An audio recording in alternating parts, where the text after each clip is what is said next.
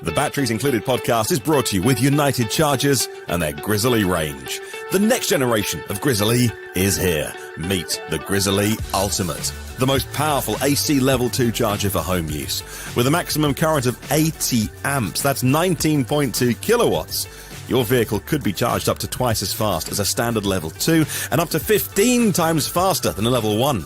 And of course, it's Wi-Fi connected, so you can take control of your home charging, view stats, set a charging schedule, take part in demand response programs, and control your charger remotely. And that joins the lineup alongside the original Grizzly Classic. The Grizzly Duo, designed to charge two vehicles at the same time. The Grizzly Mini, a portable charging station. And the Grizzly Smart, a revolutionary smart EV charger. Those chargers can adjust the current from 16 amps up to 40 amps, that's 9.6 kilowatts. Plus, the Grizzly Ranger IP67 rated, built in Canada, and with the highest quality materials. You can order yours right now. Go to unitedchargers.com, that's unitedchargers.com. Hello and welcome to the Batteries Included podcast. It is Friday the 13th of December and this is episode number 67. On today's show we'll be talking about Tesla. What's the story with their cheapest model coming in 2025? Lots of noise about it this week, but did we learn anything new? Sheetz partnered with IONNA for DC fast charging, and Tom went to go see IONNA's CEO, CPO and chief engineer.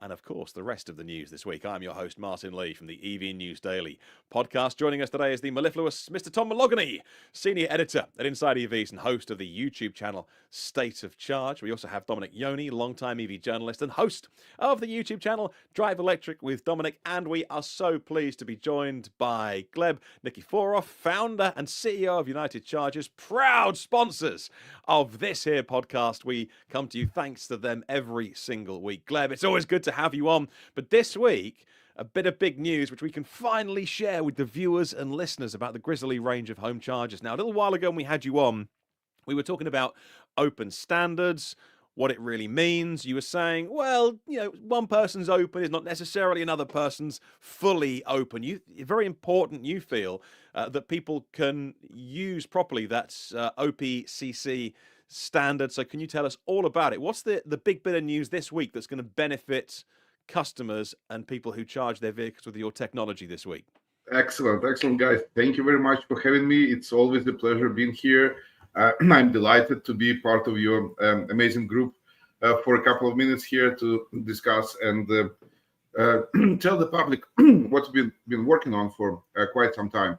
So I'm very happy to announce that first time in the industry, never seen before, we give more freedom to the customers by allowing third-party software natively run on our chargers. So it only related to Ultimate and Mini Connect product lines, because that's our newest product line, which is going to be going forward in production and development in the future. And I'm happy to announce that we natively integrated with Epic Charging right now, and we as well are almost done with two other companies, big companies. We're going to announce it separately once we have released the firmware update, so they can connect to our systems as well. But what is very important to understand about it and why it's really big news is, if you remember when we had cell phones, which we cannot port the number when you change the provider, right? So if you've been with, well, I'm from Canada, so I'm going to speak for Canada. Like, I've been with Bell and I go to Rogers, then I have to get a new phone number, right? We're old enough to remember that. So basically, right now, you buy a EV charger, and this EV charger is connected only to the software which comes from the manufacturer. You don't have any choice to change it, and we all remember the juice box failure and how the chargers are not kind of, well, bricked or not working properly after the server is down, and that was a big issue. Now, we solving that issue by having an OCPP, Open Charge Point Protocol, running natively on our chargers. But not only that, we had the option to connect before, but now we natively integrate, so customers don't have to do anything. They just, when they install the charger on the wall, for the first time or any time right now, they can go into additional settings on their Wi-Fi, connect Wi-Fi to the charger, go to additional settings, and select in the drop-down list which software they want. There is 4 choices right now. The first choice is offline, which is a dumb charger, so you can run your charger in dumb mode. The second choice would be United Chargers Grizzly Connect software, which is natively comes from us and is the first software which was implemented on the charger. Now we have Epic Charging as the choice, and then the fourth choice would be a custom server connection where you can enter the IP address of any OCPP server and connect to it by yourself. So that integration allows customers to there is 500 something utilities in the United States. All of them run different demand response programs. All of them run different incentives. There is many software companies which participate in these incentives. We would integrate with all of these companies. So when the customer buys Grizzly Ultimate 48, Ultimate 80, or Grizzly Mini Connect, they will be able to run the software which is compatible with their utility for demand response program. That's the goal of this, as well as some customers like some software better. We have customers who love our software very much. There are customers who hate our software very much. And, it's customers' choice. If they have more choices, if they say, Grizzly Connect is, it's not a good software. But, here is Epic Charging. Let me try that. Oh, I love it, right? That works for us because what we want to do, we want to have customer happy and a customer has a choice now. You don't need to talk to anyone. You don't need to let anyone know. You just go to your charger and change provider in 5 minutes. Wow, that's awesome. Yeah, and that's sorry, important. My bad. Sorry, I was muted. Carry on, guys. No, I was going to say, Gleb, and that's super important, particularly for the utility demand response programs, which a lot of people aren't aware of. There's a lot of utilities out there in Gleb. I think you said there's 600 utilities. There's over 3,000 utilities in the U.S.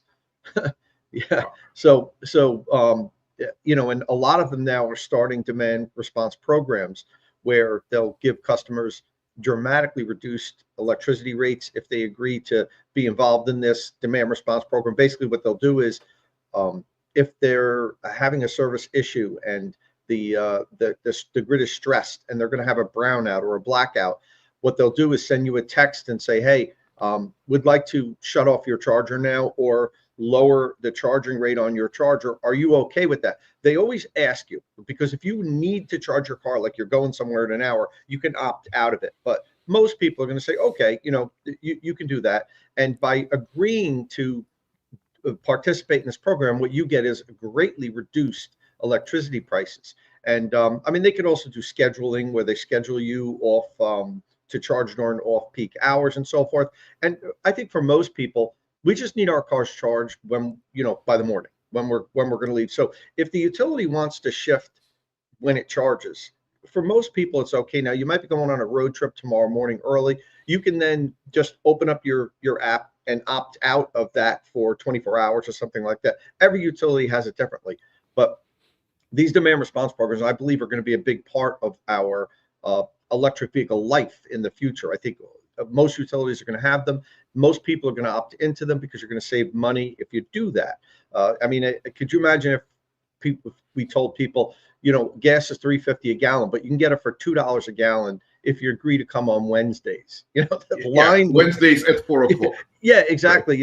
So, but that would be inconvenient. But with this, it's really not inconvenient to you as long as you get it charged in the morning. So the reason why this is kind of a big deal that Gleb's equipment is going to be able to do this is that none of the other equipment companies really have that type of accommodation where it's that easy to just opt into a program.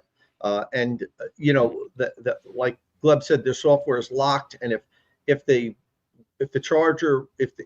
company wants to make a deal with a certain utility, they have to do some work on the back end to make that work. But this way, there's no back end work. I have a Grizzly on my wall here. I can just contact, and next month my utility says, oh, we're going to start a demand response program. I can contact the utility and say, hey, I want in. I already have one of these. You can do it.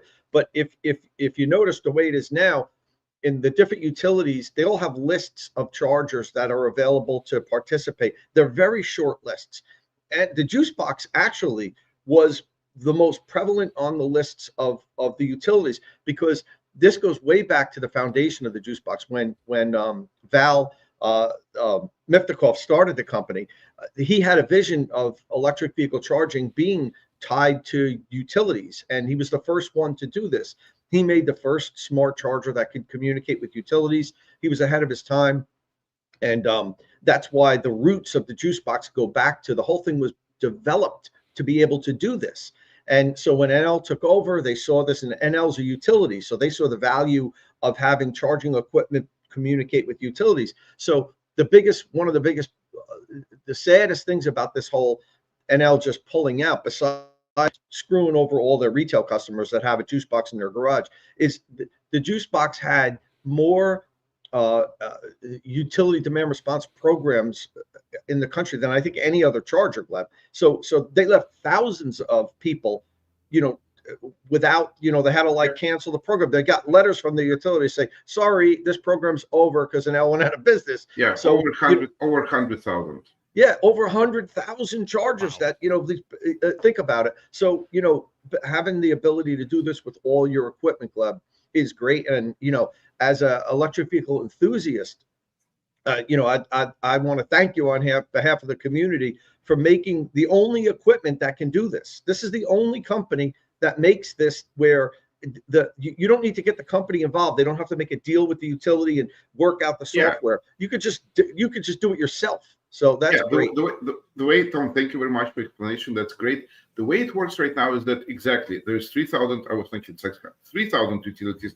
So if we want, as a Grizzly, as United Charge, go participate in those programs, I would have to make a deal with each utility separately, go through the certification process, certify the charger, certify the software. That will take forever. So we decided that we're going to open our charger to all those softwares which are already certified for those utilities to make life easier and more freedom for the customer. So those utilities now, utilizing this software, the software will tell them, oh, look, now we have Grizzly, which is compatible with our charger, and that it supports the characteristics, because the software already approved by utility. Utility will just quickly add Grizzly Ultimate or Mini to the list of the available chargers, and then the customers can call utility and participate with the program. So, and the beauty of it, who already have bought Grizzly Ultimate 4880 or Grizzly Mini Connect, you already have ability. The update is out there for Ultimate 48 and 80. For Mini, it will be on Monday. The firmware update that you install this firmware update, and will be able to switch to Epic Charging. Epic Charging is it's a small, younger, smaller, more aggressive utility software company, let's say, right? And we had spoken with Michael, who is the CEO of Epic before, right? But I'm in the process of connecting my chargers to all the top software companies out there. So, and we're going to have it happen. Now, we don't charge anything for it.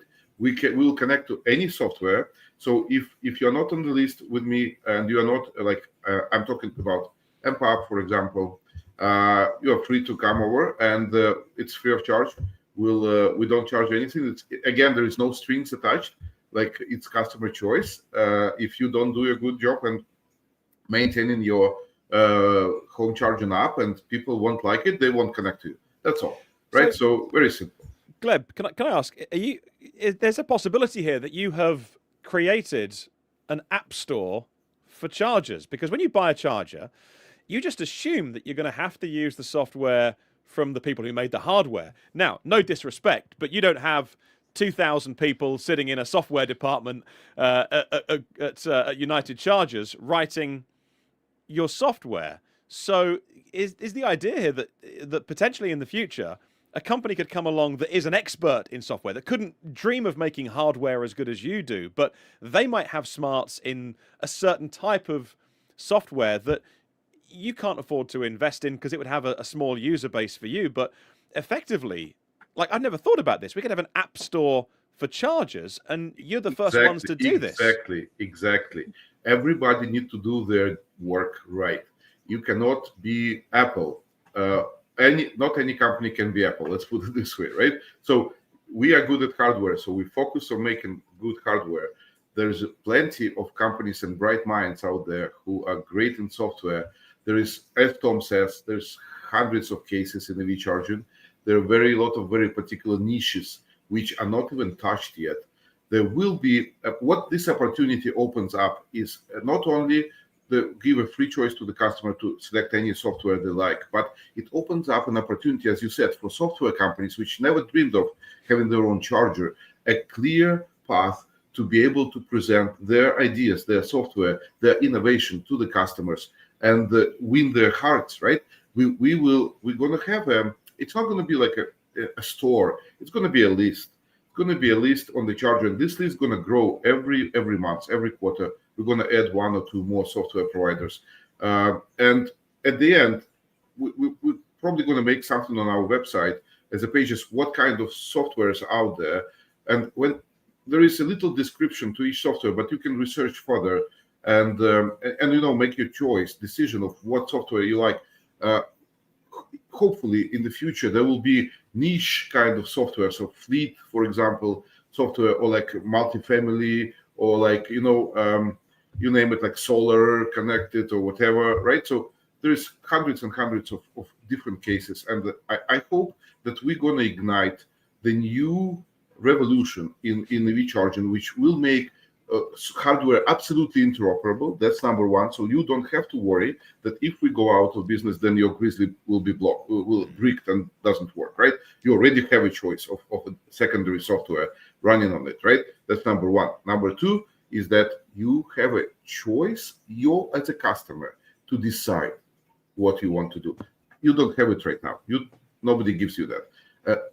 A lot of companies which are on the market today, they would not even be able to do it because their company valuation depends on the fact that they are playing chicken and hen and getting their customers, under their umbrella. They cannot allow a third-party software inside because then they will become just a manufacturing company, not software company, and the valuation will drop to 100 times, and like investors won't allow it. So we are in quite unique situation because we are completely and fully independent. As you know, we got zero money from any government source. We got zero money from any investors. We bootstrapping the company ourselves. So we can do whatever we want to do.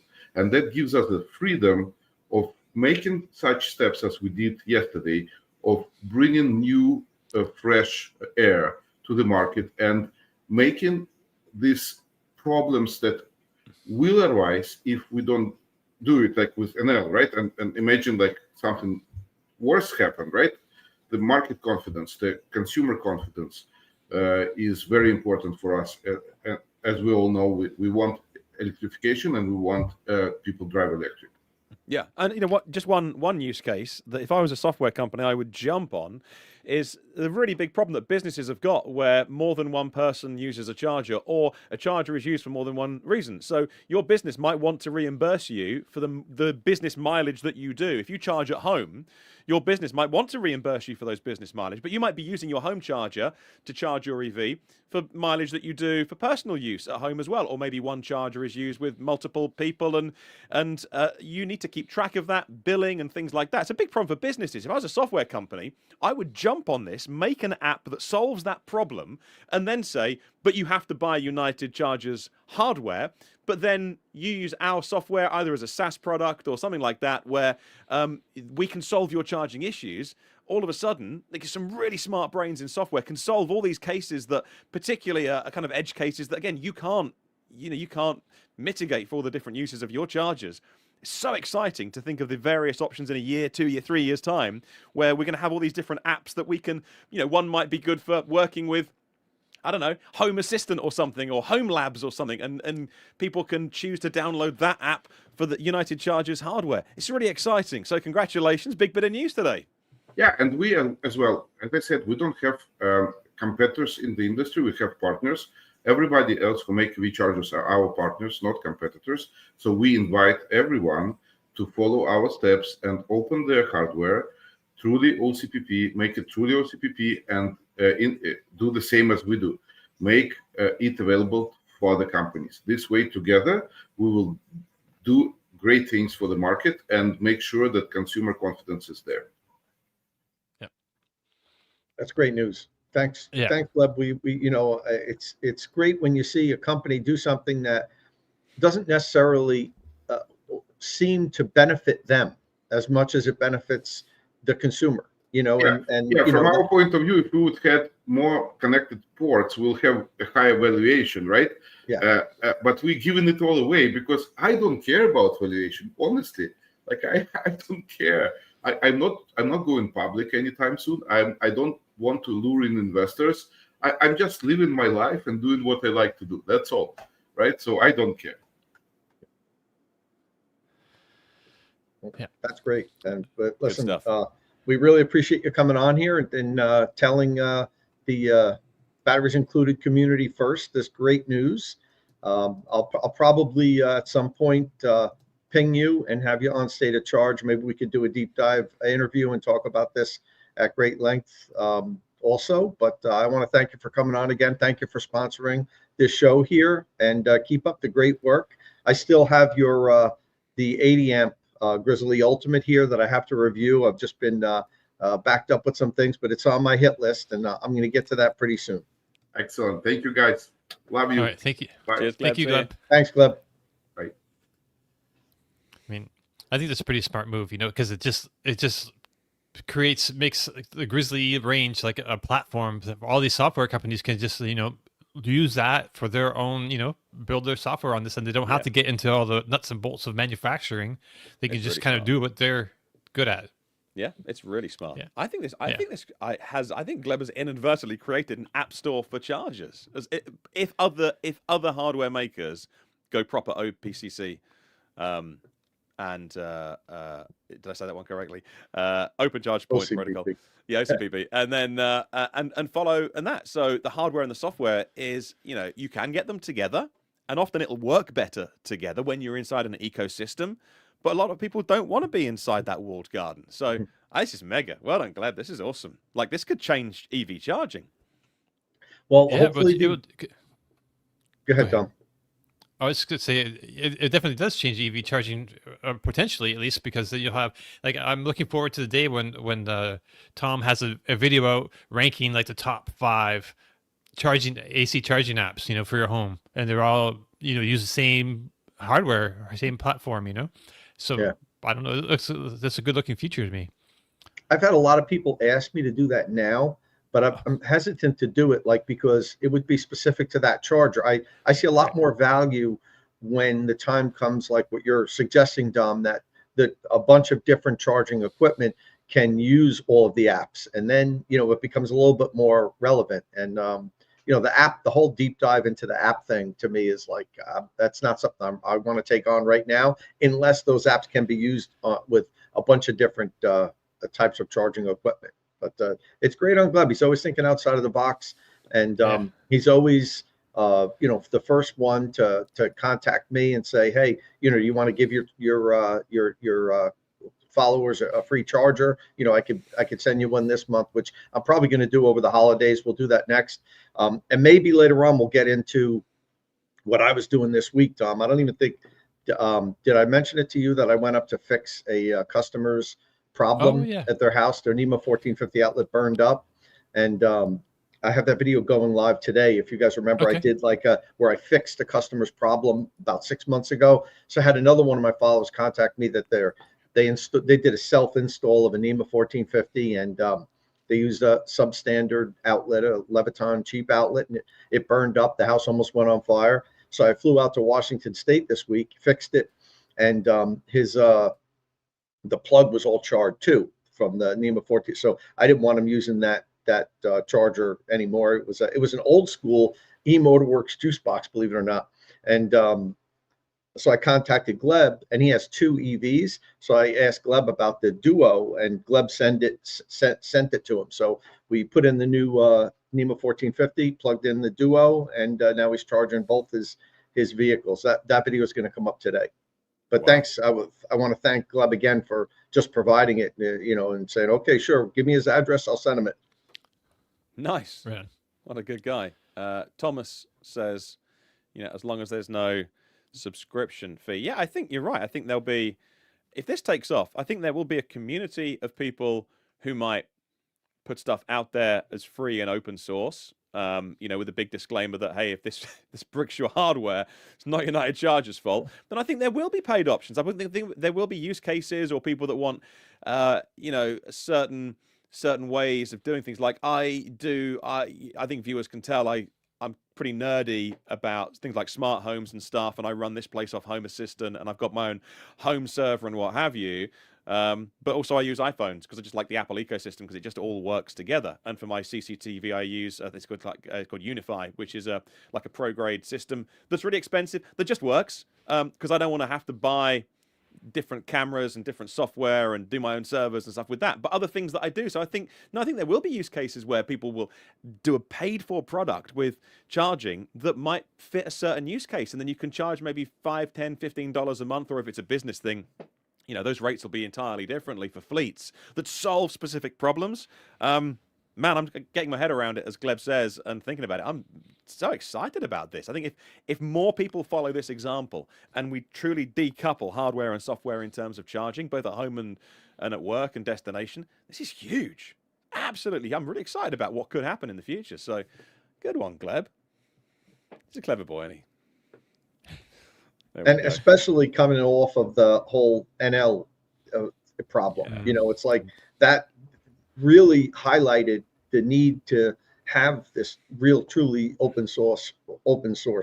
There's still people messaging me about their, Tom, could you put me in touch with Epic Charging or somebody because I'm having a problem? And I also have gotten a lot of emails from people that have said that they're writing solutions to it. So I think in the long run, most people will be able to get some sort of a resolution to the NL problem.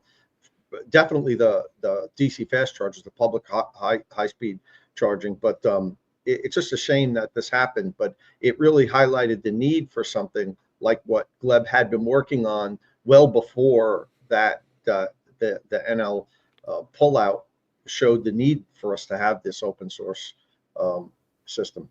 Absolutely. Well, look, it's worked out really nicely because it's going to be a bit of a charging week on the show. There's not a million new cars around. There's a bunch of software stuff happening at CES, but that's all going to be AI, software-defined vehicles, Chat GPT, things like that. So it's actually worked out. It's a really good week to talk charging, which affects all of us as EV drivers and future EV drivers. And Tom, last week you shared a little bit of info about your trip to Apex, North Carolina, to visit the first IONNA rechargery. You talked with some of the top folks there. You got access to the very top CEO, Seth Cutler, the CPO, Riccardo Stamati, and IONNA's chief engineer, Phil Retch. Now, on Monday, you released your complete video of the visit. You asked a bunch of questions. People can go watch that video, of course. You showed us the site as well, Tom. What are some of the important things that you took away from that visit with IONNA? Yeah, so the thing about, they have been in stealth mode since they announced in February. Nobody could get anything out of them. And I just kept messaging them, and they finally broke down and said, okay, when we're ready to talk, Tom, we'll let you come down and be the first one to get an interview. So I want to thank them for staying true to their word and letting me go down and talk to the people that you just mentioned, Martin. There was a lot. We covered a lot of topics.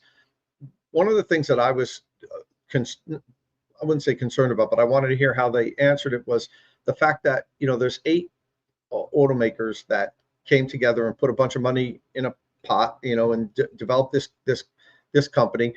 It was General Motors, Stellantis, Hyundai, Kia, Mercedes, BMW, Toyota, and Honda. Well, Toyota came in at the end. At first it was just 7, and then Toyota joined. So what I asked Seth, the CEO, was, hey, you've got 8 bosses. How's that going to work? Are they going to be pulling you in all different directions? These companies all think that they're the center of the universe, the CEOs of all these companies. So, how are they going to, is this going to create a tremendous amount of problems? At least with Electrify America, they did have a boss. I had a lot of people, a couple of people at Electrify America that I know tell me that, they are, they have to, when Volkswagen says jump, they have to say how high. They're not as independent as they would lead you to believe they are. At least that's how it used to be. So now here you've got 8 companies that are going to be telling you, no, we want this, we want this. So, Seth did say, we think of it more as 8 partners rather than 8 bosses. I was interested to hear him say, listen, I have complete autonomy. The money's in the pot. We're running the show. I didn't get that. I got, there are 8, partners here, and we've got to make it work. So there is a potential for conflict down the road. I think it wasn't a crystal clear that, they gave us the checkbook and they're staying out of it. So that's something to keep an eye on. But at the same time, they're all putting in a lot of money, and they deserve to have some sort of a say in what's going on here. Another thing that I asked them was about the political landscape, Martin. I said, I could ask a million questions about hardware and all that stuff. All that stuff's going to come out, really soon. They weren't ready to release pricing, so that was one thing I didn't cover. So they told me straight up, we're not going to talk pricing. So I didn't even bother asking that. But they said they'd be competitive with what's out there. But I wanted to know about the political landscape, because obviously in a month or two, we're going to have major change in philosophy in how electric vehicles are viewed by the U.S. government. Major change. I mean, this is not a little, you might see this or that happen.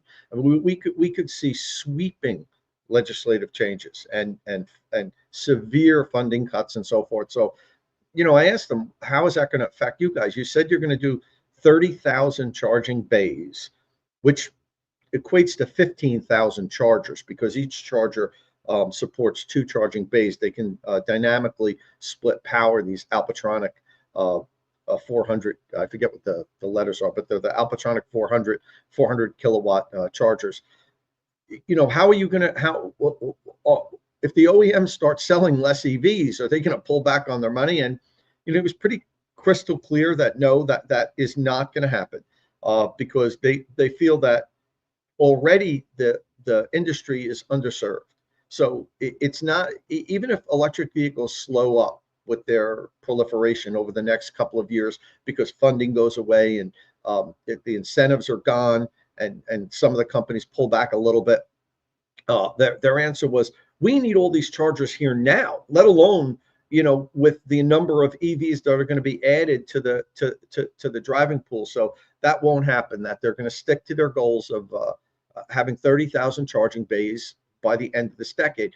And to put that into perspective, Tesla currently has a little over 28,000 chargers, superchargers in the US. So imagine, you see how the superchargers appear to be nearly everywhere in the country, right? They have a tremendous footprint in the country. What IONNA is basically saying is they're going to have more than what Tesla has now in 5 years. And it took Tesla 12 years to get to where they are now. So you might say, wow, that's, I doubt if that's going to happen, because they're going to do that. They're going to have more chargers in less than half the time that it took Tesla. And their argument to why that would happen is the whole landscape to install charging equipment is different now. Because back when Tesla started, they had to write the rules. They went to the utilities and said, we need this amount of power, along this whole corridor every 50 miles. And the utilities basically looked at them and said, you're nuts. We can't do that. So right now, the utilities understand this stuff is coming, and they've been preparing for it over the last few years. I've interviewed people from major utilities in California and New York, and they basically told me, look, we can supply the power if we know there's a need for it. The problem becomes when somebody just shows up at our doorstep and says, we need this amount of power, and we didn't see it coming. We know this is coming now, and we're preparing for it. We know we're going to have tremendous amount of power along major corridors and highways and so forth.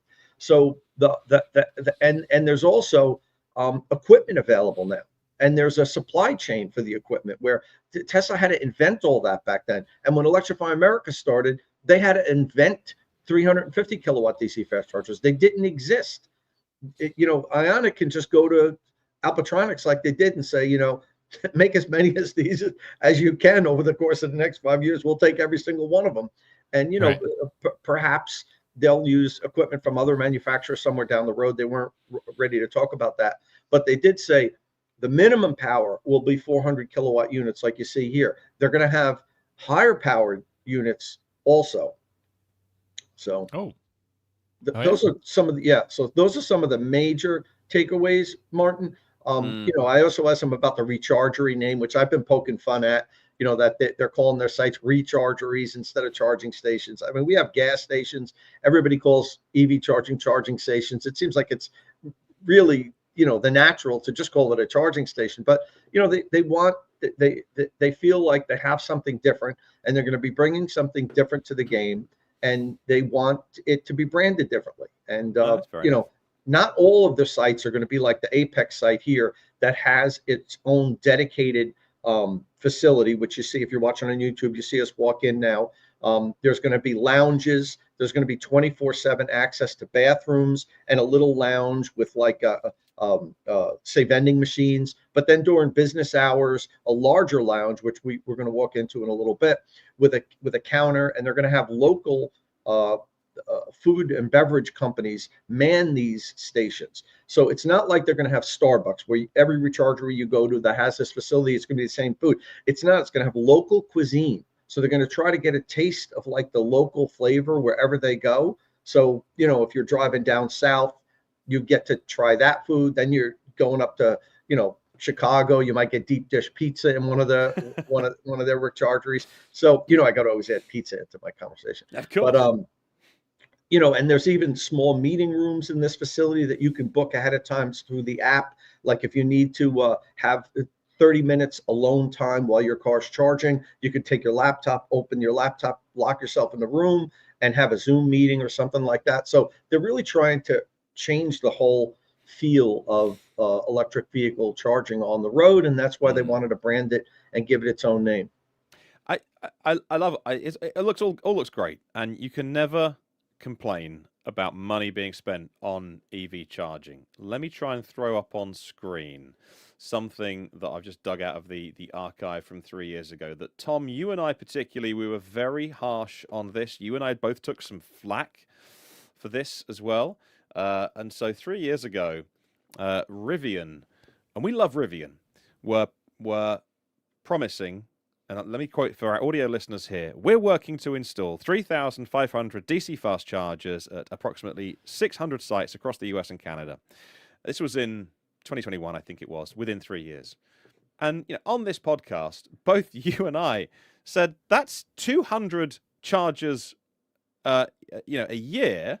And if you only count working days, so don't count Saturdays and Sundays, it's probably near as, damn it, a charging site a working day. So you want 600 locations in the next 3 years? That's a site, that's acquiring land, that's permits, it's the grid. Like, say we're going to build 20 and we'll take you seriously. And it's not, we weren't beating on Rivian for the sake of it. You own one. We love them, by the way. Huge fans of Rivian. But we pointed out, what we don't need is claims like, we're going to have 600 charging stations, sites it was either 3 or 4 years. Yeah. I forget. But you and I, it was a crazy thing to write. And what the media never does is just go like, okay, so that's a site, don't count Saturday and Sunday. That's a site a day from now, from when you promised that. And man, it's frustrating because what we don't need is promises. What we do need is the right chargers at the right reliability rate, which I know it won't be 100%. I'm not asking it to be 100% because it's technology and it will break. But the right response to when it breaks, in the right place. It seems to me like they have all good people. These are people that we've talked offline and off air about. Like, you know a lot of the people at IONNA, and you said to me, like, these are good guys and girls. Like, they know what they're doing. They've hired the best out there, and they've not, they've spent the money. Can they deliver that? Can they deliver a half decent network with a reasonably big footprint in the time that they're saying? Do you think? Is it the real deal? So I believe it or not, I have a lot more confidence in IONNA than I did Rivian at the time, and I'll tell you why. Money solves a lot of problems, Mark. And Besides the fact that we're further along down the road now than when Rivian said that they were going to do it, that things have progressed. It's getting easier now to work with the utilities to get these sites than it ever has been. It just keeps getting easier. So put that to the side. Rivian is a startup and was a startup at the time. We know that they had limited funds. They've been kind of scuffling along, since the beginning to just kind of continue operations. And I know I'm not saying they're in any kind of trouble, which I don't believe they are. No. But it's a little different when you're talking about Rivian investing, what would be in a sense, hundreds of millions or potentially billions of dollars to install this network. When compare that to 8 of the largest automakers available today that can each fleck $1 billion into a pot and dust it off their arm like it was a bug, and not even think about it. And now all of a sudden you've got like $10 billion in a pot where you can hire a team to do this, as opposed to what Rivian had at the time. And I'm actually slightly privy to how their DC fast charging say team did site selection and stuff like that, and the size of the group that they had to work with to do all this. IONNA, and I don't know the size of the group of people that IONNA has in engineering and site evaluation, all the stuff and everything, but they can have that team can be as big as they want it to be, because they have money. I mean, Volkswagen was ordered to invest $2 billion in DC fast charging. So they took $2 billion and put it in a pot to do this. They hit all of their targets. Electrify America. They hit the number of stations in the time that they had to do, and they had the money to do it. Now, take that times 8. The power that IONNA will have with these companies behind them is immense. And I think that is going to be a huge help. Will they do it? I don't know. But I do think that if they don't hit their target, they're going to get close to it. I think we're going to see sites opening amazing. Yeah, and Brennan noted that they already have at least 15 sites permanent and under construction. Don't forget, they just announced they were a company in February. And, for anybody that follows this industry, how hard it is to get the ball rolling. Once the ball gets rolling with permitting and site acquisition, and it just accelerates. In the first 6 or 7 months, they got 15 sites, minimum of 15 sites under construction and the ball rolling. So they hit the ground running. And if that's any indication of what we're going to see moving forward, that's good news for us as EV drivers. Will they do it? I'm not sure. They'll have 30,000, 15,000 chargers in the ground, but I bet they get close to it. Good. I think this I is can. exciting time. I think I can flash up on screen the Rivian Adventure Network, which, and this is the bit that kills me, is at 91. They were going to do 600 sites by the end of 2023, and we're almost in 2025. We've got 91. 91 is an incredible achievement. So I'm annoyed that this is framed as like you've missed your target by a huge amount. It was a ridiculous thing to promise, and you've missed it by 1 million miles. When what we should be doing is being like, here's a startup car company that isn't in the business. Like Tesla wasn't in the business, shouldn't have been in the business, by all accounts, of building a charging network, but they had to because nobody else was going to do it for them, so they had to spend the money. And Rivian, it shouldn't be their business to build a charging network, but it is. And they've got 91 sites, which is, I think, incredible. And it's awesome. We should be congratulating them for that, rather than being like, well, you've missed it. You're 509 short of where you're meant to be. So, and that's what frustrates me about all these big claims that are made. But hey, we hope, IONNA, let's hope that they, that they can do it and, and to get there. And a lot of people are asking, is there going to be a subscription price? What's their pricing? I mentioned a little bit earlier, maybe you didn't hear, they're not ready to announce pricing yet, but they did tell me they're going to be very competitive. They know the pricing that's out there, and they're going to be competitive. So, we'll hopefully have information on that really soon, but they weren't ready to disclose pricing just yet. Okay, and also IONNA and Sheetz, worth mentioning that. They're a major restaurant and convenience chain. They are joining forces to put chargers in. I don't know if we mentioned that while I was looking for stuff and missed it in my ears. They'll be opening rechargeries at 3 Sheetz locations first: Springfield and Willoughby, Ohio, and Scranton, Pennsylvania. The first 3, but more as well. So we obviously don't have that chain over here. I don't know if it's a big deal or not, but I saw it in the news.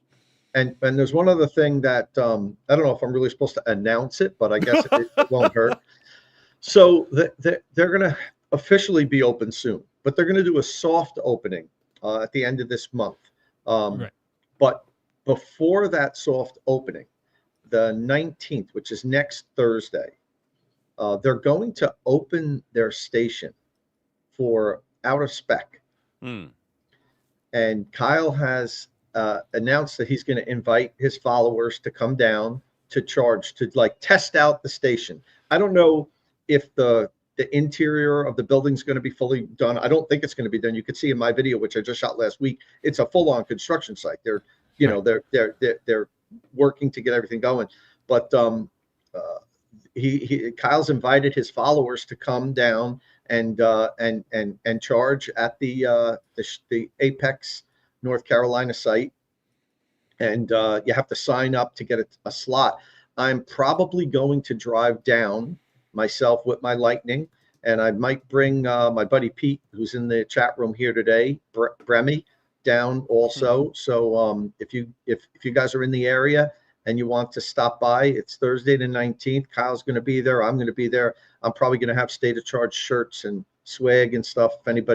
If anybody isn't embarrassed to wear like a State of Charge shirt, I'll give you one, and maybe some other goodies. So yeah, so that there it is right there. We're going to do like a cars and coffee event. Kyle's really organizing it. But while I was there doing my video, they said, you know, why don't you come down also? I know this was going to be an out of spec studios event, but you know, of course, Kyle wouldn't mind if you came down. So I said, of course not. And Kyle and I have since talked about it. So that's next Thursday. We might we're gonna have some fun down there. Hopefully we'll have some good weather, and I'm gonna be heading down I think the night before, because it's like, I don't know, it's like 600 miles, 700 miles, something like that. It's a little bit of a drive, but we'll be coming down. It's a State of Charge. Bring the pizza oven. I may just do that. Why not? I may bring the pizza oven and some frozen pies. I don't have any frozen pies. I got to go pick them up if I'm going to do that. I might do that. That might be fun. That'd be awesome. I think I might see you there as well. I think it's like a 10-hour drive from here. I mean, without the charging stops. So yeah, I might have to leave the night before as well. But yeah, hopefully I'll get to meet you and Kyle there. You feel like a quick flight across the pond there, Martin? I would absolutely love to, but a flight for a couple of hours to fly in and back again at the end of December is not the cheapest thing to do for a few hours of work. But I did check the prices last week. I was like, if it's under $1,000, I'll do it. And I'm like, holy moly, that's expensive. So I'll be joining remotely and and looking at what you guys are doing. But yeah, I had a look at coming over and getting the gang together. But yeah, it's a busy time of year to be flying out of the UK to America right now. So sadly not. But it looks like an amazing event. And yeah, let's either do some stuff from there, or I don't know. Yeah, next Friday should be. I don't know how long you're staying. I guess we can figure that out later, Tom. But if we I think me and Pete are going to be heading back on Thursday. I'd stick around and we could all do the show live from there. But Pete's got a commitment that night, right? And honestly, I've got a ton of stuff to do also. So I think we're just going to drive down Wednesday, hit the event, stay for a while, and then drive home at like 2 or 3 o'clock and get home late at night on Thursday night. So I think that's what I'm doing too. I guess if that's what you're doing. Yeah, I think so. I think that's what we're going to have to do. It would have been nice to do the show live from down there with all of us, but yeah, I think it's going to work out this time. One day that'll happen. Well, when that happens, we got to get Martin too. You know, we got. We'll do it live, and we'll do it with an audience as well, and we'll do it like Out of Spec are doing at Apex. We'll do it at an event, and everyone can come along if anybody wants to, and see the show in action. Sadly, Kyle couldn't be with us today because he's busy driving the new Dodge Charger. Although when Dom sent me his notes last night for things that we could talk about today. He said Kyle's driving the new Dodger. Now, Oh, did I? Dom, I know you were feeling a bit under the weather yesterday, and Oh, so man. I'm not going to hold you to that. But what a cool name for a car that would be! Oh, this is my new Dodger. I like it. It tickled me. But no, the new Dodge Charger. But he did put out some videos this week that if you do want some long form stuff, you can watch the first review of the Lucid Gravity. Very important vehicle for Lucid. Expectations are high. Gravity, it seems to be an incredible driving machine. Loads of interior space, and as always, Kyle's long form stuff is just the stuff of dreams.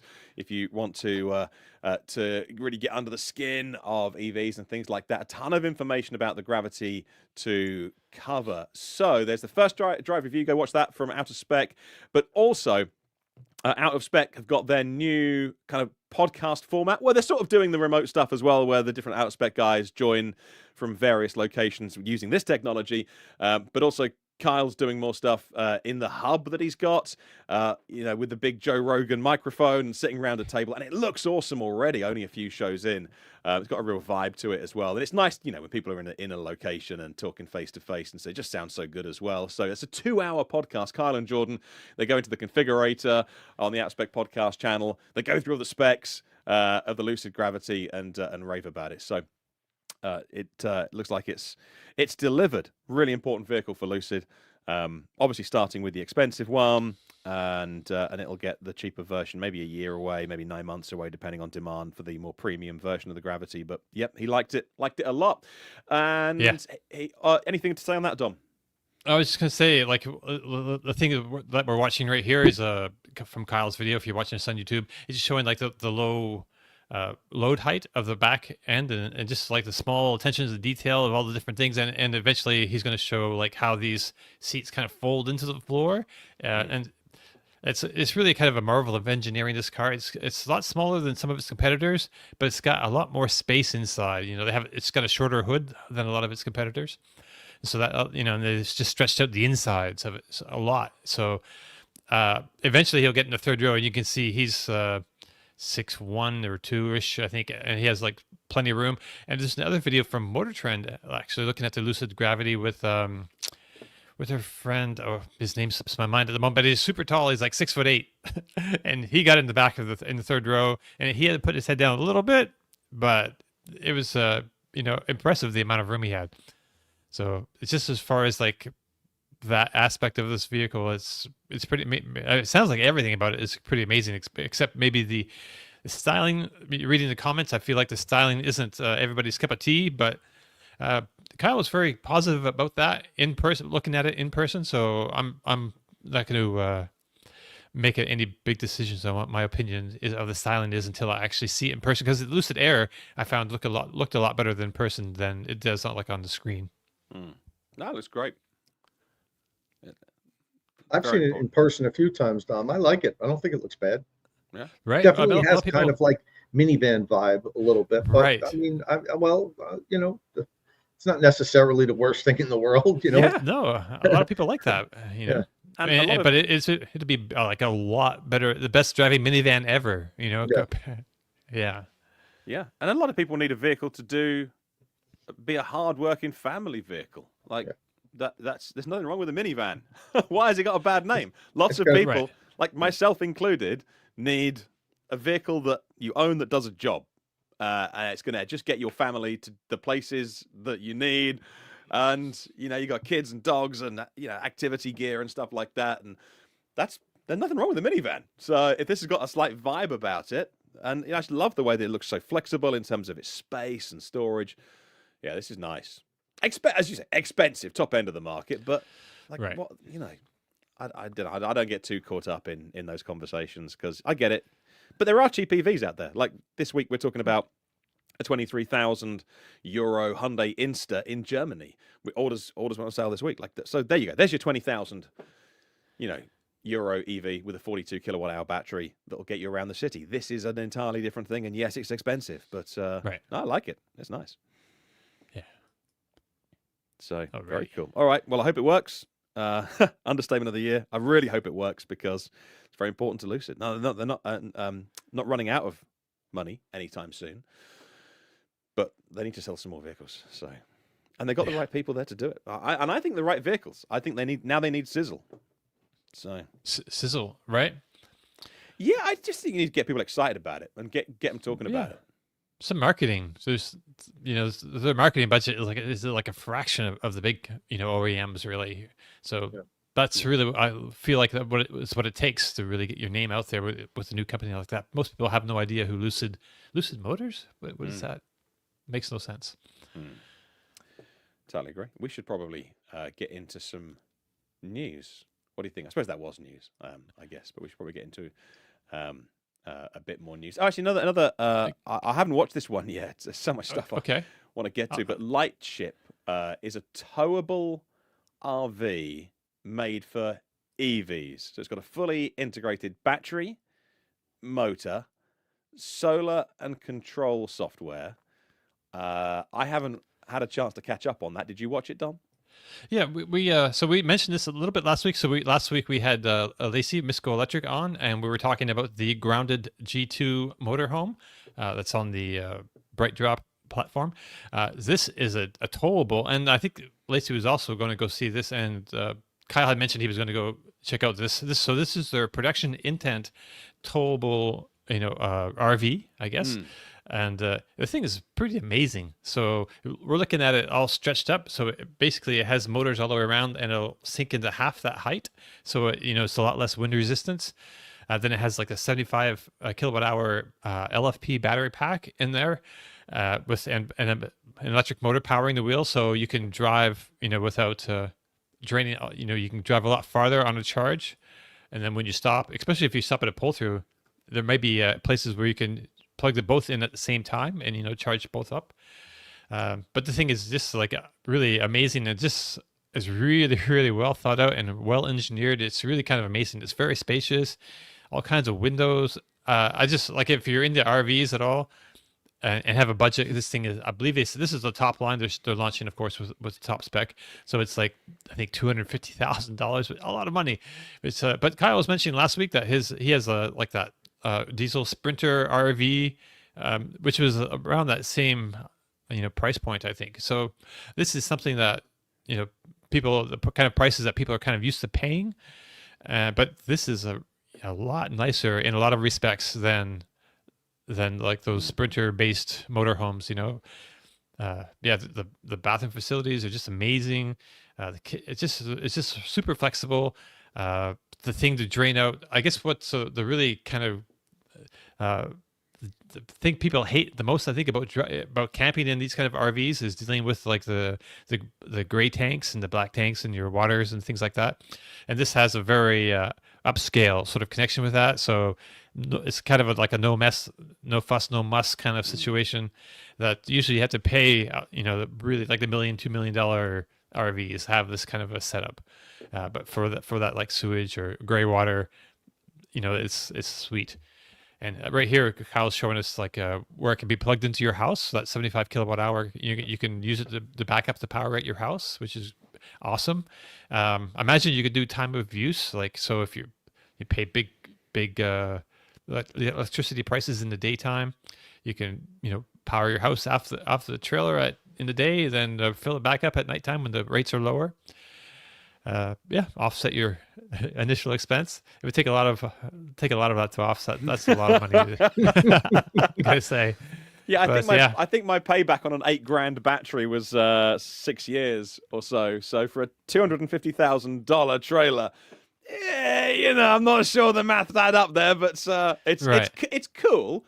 Have they announced how many they've sold or pre-orders or have they, is it a business or is it a wish? Oh yeah. So Kyle waited until they, were kind of ready to start manufacturing. So this is right about the start of manufacturing. I think they said they were going to build like their first 50 in 2025 and deliver their first 50, and then aim, upwards of that. I think they said up to 200 a year or something like that. It was pretty significant, and they'll have like more affordable versions of this down the road. Maybe smaller battery packs, or I don't know exactly. Maybe not quite as nice as the amenities, but it's nice. It's like 26 feet long, so it's really spacious and Man, I'm just loving it. I just kind of wish I had this kind of budget for this kind of thing. Maybe they'll have they were talking also about like possibilities to do like leases and rentals. So even if you can't afford to lay out, that kind of money for this kind of experience, there may be opportunities in the future where you can just like rent it for a weekend or a week or whatever. So that'd be great. Scott says it's 250 grand. Of course, it's amazing. Right. Nathan Green says great idea, but it's expensive. Yeah. Greg says not my budget.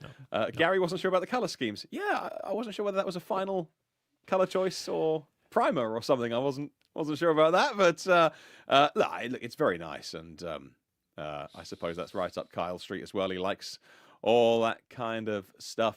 Mike the Car Geek says it's not cheap, but some people are willing to spend big bucks on RVs and overlanding. Yeah, it's your hobby, it's your lifestyle, it's your it's your activity. Some people buy boats, and some do this. You're probably financing it. You're not really going out and spending that, but still very, very cool. Very cool.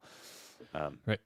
Scott is saying that the 250K will have mini paint options. That's nice.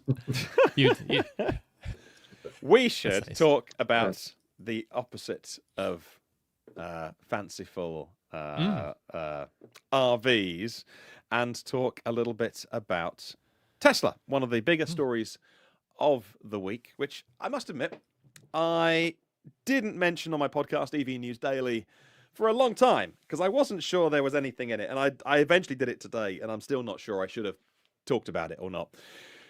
But there was an analyst report by Deutsche Bank that the world grabbed hold of. Obviously, all the EV media got it first, ran with it, and then it just went far and wide. Because So here's the story. Tesla's head of investor relations, Travis Axelrod, met with Deutsche Bank at a closed-door event this week. And as this has almost turned itself into a tale now, spilled the beans about the Tesla Model Q, of which Deutsche Bank obviously got very excited, and then published their analyst report, which told us all about Tesla's new vehicle, the Tesla Model Q. Earlier this year, Tesla CEO Elon Musk put the kibosh on a $25,000 Tesla because there's other products coming. They're working on robotaxis. He killed off the platform project, according to reports. He pulled the funding from what was going to be the small entry-level Tesla. But there's been a very vague set of words used in the Q3 report about cheaper models coming in 2025. Right. Tesla has never said there'll be a new model. They've said cheaper. They might drive efficiencies through the Model 3. We knew Model Y Juniper is coming. That could be cheaper through efficiencies. But you know what things are like. People get excited about these things, and so it has kind of turned into everyone assumes there's going to be a small vehicle coming. So, according to the details, it's going to cost $30,000 after incentives. But hang on, we're told all the incentives are going with the new administration, but whatever. Right. It's 15% smaller than the Model 3 and 30% lighter. So you get these specific details, and that makes you think, oh, Deutsche Bank have got inside information here. That it's powered by an LFP pack, smaller in capacity to the Model 3 batteries. Tesla have said none of this. Right. Have they? Right. So, this is all secondhand from via the Mr. Axelrod at the Deutsche Bank thing. So we kind of have to take Deutsche Bank's kind of word for it that this is what he said. Yes. Basically, So, I mean, I think the Model Q part, I think that's Deutsche Bank. Tesla's not calling it Model exactly. Q. Take the Inside EVs headline, and we love them. Tom is part of Inside EVs, and I'm not picking on Inside EVs, but their headline was Tesla confirms sub $30,000 Model Q for 2025. And I'm not picking on them because that was the headline that all of the EV media went with, versions of that. Tesla have confirmed nothing. Like, that's my take on it. So I'll open the floor for you guys to tell me I'm wrong. And didn't Elon recently say at the robotaxi event that the less expensive Tesla now doesn't make any sense It'd be They're sick, just isn't gonna it? they're just gonna pivot right to this. You know, that he was said the that- 22. That was like a $25,000 car. I mean, Yeah. and I believe at the time I kind of mentioned that he did say that they would have like a more affordable car, and I'm pretty sure. I wish I should go back and see if I can find this, because I'm pretty sure that I said $35,000, kind of in that neighborhood, and that's kind of whereabouts is going to be, probably 37. Right, because if you want to factor in the rebate slightly under 30,000 with their Right. projecting now, you're looking at something that's around 37. What's the least expensive Model 3 now? Is it like I 41? think it's 42 or something like that. I think. Let me double check. Yeah, let's have a look. What is it in the US? Model 3 Order. takes a while to get there. Let's have a You look. have but to as- uncheck the incentives box because Ah, they bake yeah, that the in. Right. after, estimated after savings. Yeah. Remove the estimated savings of $83. 42, 490. Okay, so Yeah. they're talking about something that's about $5,000 less than what which is substantial, especially Oh yeah. when you're in that price range. $5,000 at $80,000 doesn't matter that much. It matters, but not that much. But $5,000 to a $35,000 vehicle is huge, and that's Right. why I think a lot of people are in Equinox now, because GM really did a good job with getting the price of that down to a fair amount, and it's working, because it appears as though they're moving a lot of them. I'm seeing them all over around here in New Jersey, and as I mentioned here on the podcast, there's 4 of them in my town, because 3 of my friends got one after I got one because the price was right. Yeah. Right. So, But man. So when Tesla talked about in the last 2 earnings calls, I think, and their investor communication, which happens officially from their investor relations, right? So they talked about delivering cheaper models in 2025 because their product range is called Model 3. Well, I'll do it in order: Model S, Model 3, Model X, Model Y. Because they call their product model, I think when they say cheaper models are coming, what's happened is, and I kind of started arguing with people on forums about this, but then there's no point with arguing people on the internet about this. They've never said there will be a Tesla Model 2. Elon Musk said, as Tom said, there's not going to be a Model 2. Right. So there's not going to be a Model Q, unless anyone can point me to a specific thing where Tesla said there will be a cheaper model that's not the robo-taxi. So I'm pretty sure they said that, though. They've never said there's going to be a 5th car. Well, I mean, Cybertruck is number 5. A 6th then. Like, but Okay, have they said that? All I'm asking for is show me the sentence, either on the call or in the letter, where Right. they communicate to investors, or a product launch, which obviously we know hasn't happened because we've not had the big flashy launch with the car on stage, which we would have had by now. If there's a Model 2 or a Model Q, whatever, coming out in 2025, Elon would have stood on stage, thousands of people screaming, 4 years ahead of schedule. Like, and that hasn't happened. So, Right, because but I'm the only but- one saying this, like, I'm self-aware enough to know that actually I need to be aware. I'm probably massively wrong here. But I disagree. All the YouTube videos that came out this week, all the Tesla YouTubers, I love them all, but they're all like, whoa, here's the Q. I'm like, It's not the Q, but and also, if I can just say, if Mr. Axelrod has told his little buddies at Deutsche Bank non-disclosed information about a new model that they can then go and buy some, because the share price rocketed, right? Deutsche Bank can then go their investments, and then the share price rocketed, and then the report came out. That's a really quick way that Travis Axelrod goes to prison. It's one of the easiest things to...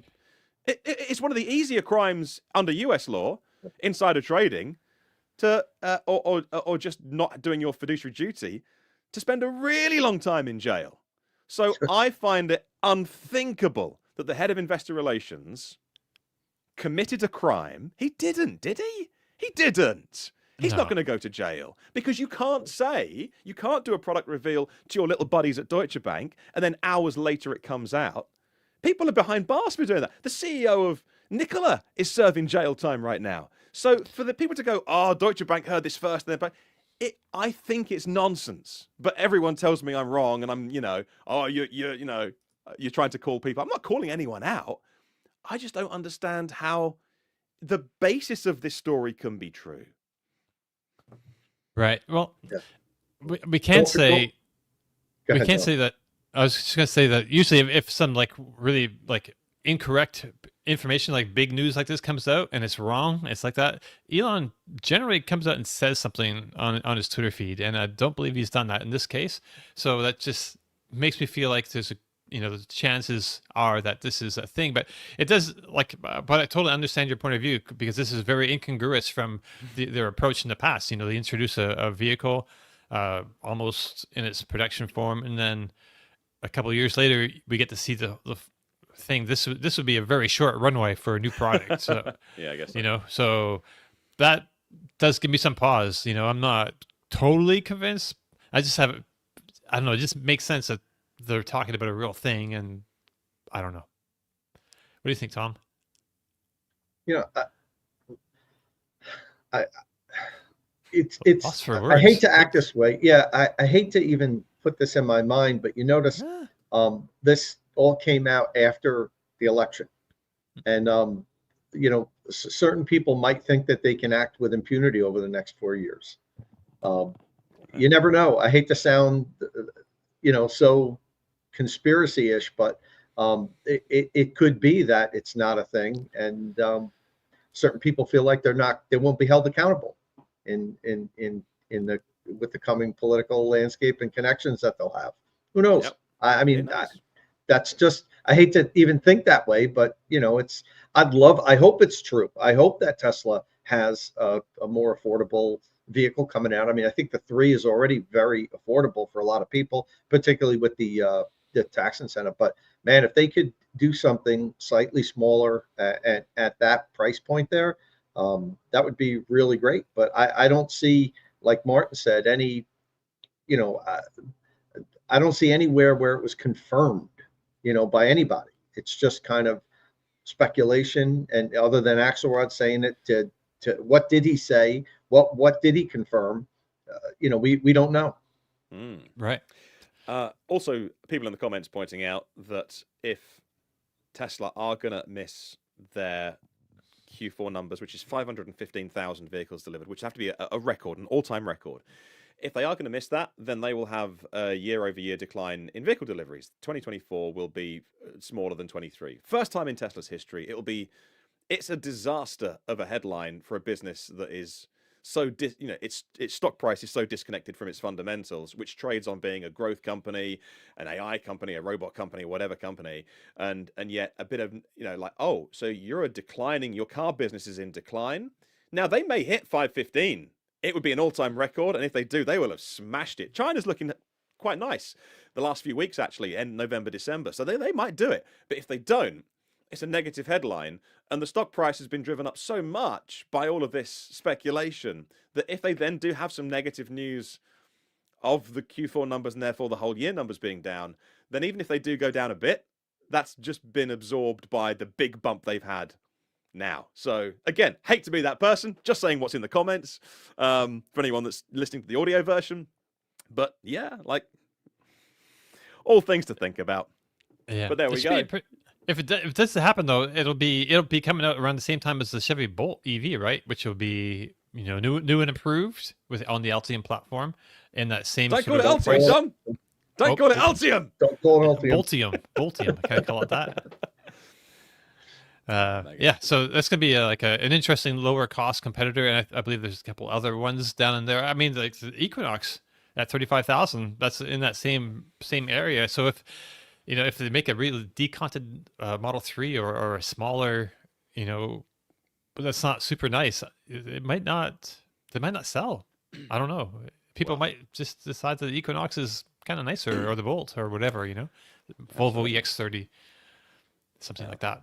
People can take this offline and shout at me for being wrong in incoming days if they want to. Let's talk about vehicles that are selling well. Well, look, when these established car makers that people know and love do go EV, then they do with a good EV, sales success seems to be coming. Honda have found with the Prologue, okay, you can call it a GM car if you want to, but they have re-engineered bits of it. The Honda Prologue, with a lot of incentives, with some great lease deals, is doing absolute great business at the minute. Because Honda is a loved brand. They've got a very compelling EV at the right price. And people are snapping them up. Now, imagine if Toyota came, another brand that people love, have had Toyotas for years, with a good EV, not a BZ4X, but they have debuted a new EV. It's called the Toyota Urban Cruiser. It's for China and Europe for now. The compact crossover SUV sits on a new platform. It's a sister to the Suzuki e-Vitara, which we've discussed on this podcast already. Built in India. 2 battery options, 49 kilowatt hours and 61 kilowatt hours, either front-wheel drive or all-wheel drive. Public debut will be the 2025 Brussels Motor Show, where we get a world preview, a premiere of the Toyota Urban Cruiser. And this, as we've seen, the Chinese cars, or the companies like Toyota sell cars in China, which we can't get. But again, this is the kind of area that I think if they can come with a really good product, a very compelling product, then it won't matter if they're late and have got nothing to offer at the minute, because they can catch up, as Honda have done with the Prologue. This might not be for everybody, but there's certain segments of the market that are, that sell big numbers that want vehicles exactly like this. This looks great. What do you think? I don't know. I think maybe it'll do good in India and other markets. I'm not. I think there's a lot of competition in the lower end of the market there in Europe, right? I mean, this is kind of like a small battery. It's kind of low on power. I don't have the power figures right here, but it's kind of, it's not very especially powerful. All EVs are quick though. All EVs got that little punch. That's all you need. Sure. Let me see what is the power output. That's the thing about the Power Dom, is it doesn't have to compete with other EVs. It just has to compete with competing combustion vehicles to feel fast. Yes. Like the Equinox is the slowest EV I've ever driven. Honestly, like I smile sometimes when I punch it, and it's just like womp womp womp. But my 3 friends that have it are like, oh yeah, it's got great power, because they're coming from a combustion comparative. So you can't. We've got to stop with this 0 to 60 in 4 seconds, and like this little car does not have to go 0 to 60 in under 8 seconds. I'm sorry, it doesn't have to. Yeah, it's a little runaround car. Right around 8 seconds is fine, which is what my Equinox is. I have the front wheel drive. The all wheel drive's quicker, but I mean 8 seconds should be the slowest. 0 to 60 in 8 seconds. That's kind of like, once it gets over 8 seconds, okay, and now it's getting slow, because most combustion vehicles can do sub 8 seconds, right around there. So, but we have to stop constantly looking at the car and say, oh my God, that this thing's so slow, it's underpowered. It's not underpowered. Our EVs are overpowered. Like, it's enough with 500, 600 horsepower. There's a need for that. That's great in certain vehicles. But if we want to make these vehicles affordable, forget about that. 0 to 60 in 7.5 seconds is great. The less power will help it even go farther, because you're not going to use as much energy to constantly propel it. Every time I step on the Equinox off of a traffic light, and I'm sitting waiting for it to go up, I'm like, I'm adding miles. That's what I'm doing here. It's okay. Calm down. Don't feel like it's going slow. But I understand that, and we have to understand. So many people are getting into their first EV, especially these lower end affordable EVs. A high percentage of the most affordable EVs, first time EV buyers are getting into. And we can't look at it through our prism of what we're used to driving. Like, your Model 3, for instance, Dom, you can't drive that and then get into the new Bolt EV and say, oh my God, this thing's too slow. No, make them.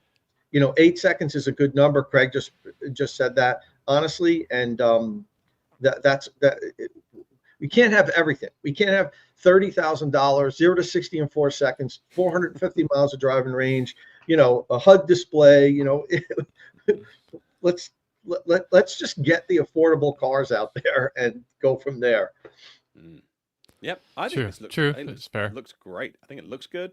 Sorry, I hijacked your No, your that's talking. great. Not at all. And people go like, "Oh, you don't like Toyota?" No, I don't like Toyota's way that they market anti-EV. I'm nothing against Toyota. I want Toyota to bring compelling EVs because there's a lot of Toyota fans that will go, "I'll have one of those if it's good." BZ4X is a disaster, but this looks like it could be good. And so when they come, then bring the good stuff. All right, so I know Honda have leaned on GM for the Prologue, but that's good stuff. And I think it was number 2 in the US market in November, or maybe number 3. Like it wouldn't be more than 3 in the Y, but maybe it was number 3 or something crazy. Maybe close to Cybertruck. I'm not sure, but it's like great numbers. So certainly ahead of the Mach-E, just I think in November. So well done. Which is Honda doing for good that. too. The Mach-E is doing good this year. And the Mach-E's doing good. Yeah. Still does good. So, come on, Toyota. Bring some good stuff. But if We they know do, they so can. this is. I'll pull up this little story here, Martin. So this is coming to your market as well. So this is what it's going to be competing against. Cars from China, EVs from China, coming into the European market, other markets where Toyota, plays. And so we're looking at on the screen the Stellantis-backed Leapmotor B10. Just got some specs revealed as normal. When an EV or when a car is coming onto the market in China, the ministry, the MIT, some ministry, has a website where they post pictures and some of the specs and dimensions and things on it. So it's got that treatment. So we got a little heads up that this is coming, and this is another vehicle priced below 30,000 euros. They say to rival the BYD Atto 3. And it's kind of interesting. So Leapmotor and Stellantis, Stellantis owns like 21% of Leapmotor in China, but this JV that's selling these cars in Europe is actually 51% Stellantis, 49% Leapmotor. And for those who don't know, Leapmotor does a roaring business in China. They sold, I think, was like close to 200,000 vehicles last year, 170,000 maybe it was this year Was so it? far. Yeah, Yeah, like year to date. Yeah, they're not really at top of mind when you think of Chinese vehicles so much, but they're really a lot bigger numbers than some of the other ones for sure. yeah. It just depends if they can find a market, and depends how Stellantis will market these through their dealerships, which I've not seen a lot of, if anything, actually. Right. We should be there now. There's what is it? The T03 is the small one, is that right? And then there's the Right. C10 and Yes. B10. So this would be the third product, and I'm not sure if the other ones are the other ones gas or hybrids or something. The No, they're C10? BEVs. They're BEVs. Oh, okay. Yeah, I'm they're not familiar. full EV. Like I said, Yeah, full EV. And so again, if those Stellantis dealerships can market them the right way, sell them the right way, offer the support through dealerships that people know and love, and big shiny glass buildings that make up for Leapmotor just not being a name. right? That anybody knows, which is the MG, the opposite of the MG thing over here. MG do really, really well, but a lot of people still think of MG as the old MG, not as being owned by SAIC. But it's the logo; they've kept it. There's tons of showrooms. They're often next to maybe a Hyundai showroom and a Renault showroom, and then there's the MG. And I know MG, and my granddad had an MG, and it's like it's not that MG, but it doesn't matter. Whereas Leapmotor, BYD, Neo, Xpeng should be 2025 in the UK, right-hand drive. So all these names, that's the big challenge is can you persuade people to go out on a limb when we're not in the early adopter phase as much, early mainstream now with EVs. And so, I think in the early adopter phase, it's easier to get people to part with money, maybe for a second or third car on their driveway, perhaps people who have that luxury of being able to indulge in their interests, of technology and things like that. And that's who these brands are going to need to convince is the kind of people who will probably be out, as you say, buying a VW ID3, a Peugeot, a Citroën, a Hyundai and a Kia these days as well. And then you're coming in saying, "Oh, we're Leapmotor, but we're Stellantis." Well, no car buyer knows the word Stellantis anyway. So Right. that's the challenge. That's the challenge. Yeah. Technically, all right. Technically, look okay. So, Yeah. How much more have we got to get to? I'm not sure if we have a whole lot there Okay left, with really. that, I put a couple things down, like Stellantis and Zeta Energy announced agreement to develop lithium sulfur EV batteries, which is kind of interesting. But there's no it's not really big news. It's just an alternative to lithium batteries, and a lot of the minerals that are in lithium batteries is people are working on. There's some serious work going on behind the scenes. It's not all about solid state batteries. These ones would also have pretty good energy density as well. They don't have any really good numbers in the press release, and there was also the Xiaomi YU7 that debuted this week, which is a Chinese market vehicle. It's not coming here, but man, this thing, I just thought it was worth noting because Xiaomi has done so much in this. Like, they just started off, this company, and they've sold over 100,000. The was it SU7? SU7 since March or April. Their target was 100K for the year. They're going to smash it. And no, 5 minutes ago they were a mobile phone maker, right? And now they're making these compelling EVs. And the YU7's a Model Y competitor. This thing's awesome. But it coming looks with like 101 kilowatt hour battery from CATL, priced less than the Model Y in China. And you're like, man, once again, oh gosh, these Chinese cars, incredible. Yeah, it's going to have slightly bigger, more power than the Tesla Model Y. Yeah. And it just looks so good. Like, it looks, 1,000 times better than the Model Y, in my opinion. It looks like a lot of people compare it with the Ferrari Purosangue with the maybe McLaren headlight treatment or something. But yeah. There's a fully charged video out this week where they drive, or the Li Auto Mega, which is the big 7-seater, right, but like 7 proper seats. This thing is longer than pretty much anything on the roads, and they brought it into the UK. I think it was on French or German plates. Either way, fully charged, make great videos. They are the OG in the EV community over here. And like the point they were making in that video is, we could talk about the vehicle, but you can't buy it. And yes, it's incredible. And also Marquez MKBHD's reviewed it as well for my US listeners and viewers. But the fully charged point was, so we could talk about the vehicle, but you can't get it. But let's talk about, as Tom just said, we're screwed. Like, this thing charges at 500 kilowatts. And then when it gets to 90% and slows down, it goes down to 300 kilowatts. It's like, it's a different language we're talking with these cars. And of course, it's full of luxury and tech and, just an amazing vehicle as well. But the technology is, oh man, it is ahead of what we're doing. So we're screwed. Tom, if we're going to take off, one last thing I'd like to point out. So it wouldn't be a show if I didn't talk about an adapter at one point or the other. Here we go. So if you remember, Ford announced a while ago that they were going to be using a version of the electron vortex adapter. It looks exactly like it, except they said they were going to add an additional interlocking pin in the adapter. They reviewed the electron adapter, and they just wanted to add one last thing. As you guys probably know, probably everybody in the comment section knows at this point, Ford had a huge problem with getting enough of the adapters from Tesla. And they announced that they were going to give all their customers that asked for the adapter, that went on the website and signed up, all of their electric vehicle customers, a free NACS adapter, which is really good on Ford. I thought personally, a super nice gesture. I thought it was unnecessary. I think it would have been better if they said, pay for the shipping, like pay us $15 and we'll send you one. Because what happened was, I think a lot of people just said, oh, it's free, give it to me. And even though they never had any intention on using it. So what happened was, so many people asked for it, Ford couldn't get enough from Tesla. Now, they should have had this worked out with Tesla ahead of time. I mean, we don't know what happened behind the scenes. They, in my opinion, this, I can't exonerate Ford here. It was nice for them to order or give you a free adapter, but they should have had some sort of a guarantee from Tesla that they'd have a certain amount in a certain period of time. And maybe they did, and Tesla didn't live up to that. We don't know. I'm sure they wouldn't throw their partner under the bus.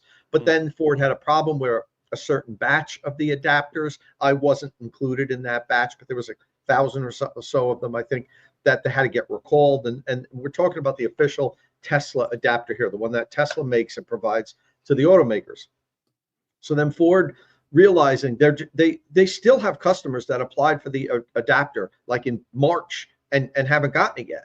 So I don't know I don't know how they figured out who got them first or whatever, but it seems like some people that ordered them after some of the early people that ordered them got them before them. So I don't know how they really did this. But in any event, so Ford has their own rebranded Electron Vortex adapter. And in this announcement, when they said they were going to do it, they said that they were going to add an additional interlocking pin. Now, if you guys remember, last week we talked about Nissan getting supercharger access for the Aria and the Aria, but in order to have the access, you had to get this little. I have it here. No, I don't have it here. Little plastic piece had to slide into the Aria's charge port because the official Tesla adapter has a little pin. Let me see if you guys can see it. You see it between the two DC pins. There's like right in here. There you go. There's a little tab that gets depressed in. I know you can't see it too well. What does that do? That gets pushed in when you lock this into the vehicle. The part of the charge port pushes that in. But with the Aria, there was a hole in the charge port there, like a cavity, so the pin couldn't lock. So you have to slide this plastic piece into the charge port of the Aria so that when you push this in, it's going to push that pin in. And what it does is it locks the NACS side. Now, the NACS side here has an unlock here. You push this down to unlock it. And what happens is when the pin is pushed in on this side, you can't depress this lock. You can't unlock the adapter. So when it's tethered to the vehicle, until the charging has stopped and you've removed this from the vehicle, you cannot remove the adapter from the connector from the adapter. Whereas, with the Electron and the A to Z, if you were to depress this pin this underneath, you could then pull the NACS adapter out. Now, if the adapter is working properly, as soon as you push this in, charging stops if power was flowing through. The right way to do it is always to shut off charging in your vehicle or your app or the charger before you even attempt to remove any adapters. But this switch here, if you press this in, charging stops the same way as if you press the switch on the top. So if the adapter is working fine, you don't need an additional interlock. But Ford, I suppose, wanted to be extra safe. So what they did was they told Electron, we'll sell your adapter. But what we want is that same locking pin to be added inside the between the two DC pins, like the original Tesla adapter has. So now when this gets depressed, I can't push this in when this is pushed in. So that a lot of people wanted to know, well, what's the difference in the Electron adapter and Ford's Electron adapter? They just said in their press release that they added an extra interlock. And that's the difference right there. So when this is depressed in, you can't remove the Tesla connector from the adapter. You have to remove the whole thing from the vehicle first, then remove this. But the crazy thing about this whole thing is, if you remember, some of the Electron adapters, people were saying were getting stuck to the vehicle. They couldn't remove them from the vehicle. So Electron put out a video saying you have to remove the Tesla adapter first, the Tesla connector first, and then you can really grab this thing and pull it out, or because you had something to grab onto. Or, God, now I'm thinking about it, might have been vice versa. It might have been you had to remove this first, because you can grab onto this and really pull the Tesla connector. The Tesla connector was getting stuck in here. But now with this interlock, that you can't do that. You have to remove this from the vehicle first before you can remove this. So hopefully Electron has the tolerance worked out inside here, because now you won't be able to do what Electron told you to do, and that was pull the Tesla connector out while it's still attached to the car, because it was a stronger base. So hopefully they have that worked out. And I hope I explained that properly. I haven't confused people, because I started to get confused myself. Absolutely. No, that's good stuff. So these are shipping now. And for if you guys, I'm actually going to make a short video for State of Charge just to explain to people. But if there's any Ford EV owners out there that haven't gotten your adapter yet, and you've been waiting for 8 or 9 months, that you should really, I know I've said this before, you should get your adapter pretty soon, because now Ford has adapters coming from Tesla, and they ordered a ton from Lectron, and Lectron has the capacity to make these even faster than Tesla, because that's what they do. They have a factory in China making adapters of all kind. So they can pump these things out really quickly. And hopefully Ford wouldn't give me, I tried for them to give me a date to say when, promise me when every Ford customer that pre-ordered these will get one. They wouldn't give me a date, but they said it's going to happen very soon, because now they're getting tons of these in. So hopefully you'll get yours soon, guys. That'll be an internal KPI somewhere. That'll be a metric. They know the date. I don't blame them for not sharing it, because why would they? But they'll because know. If something happens, yeah, and another adapter gets recalled, and they don't, they don't. But it should be soon. It should be soon. Hey, there we go. That's our podcast for today. If you are watching this, by the way, remember that this is available in audio form. So anytime you're out and about walking the dog, at the gym, just going about your business, you can have us in your ears. You can watch the visual versions of it as well. Why not subscribe on YouTube or your audio platforms? So you've always got the option.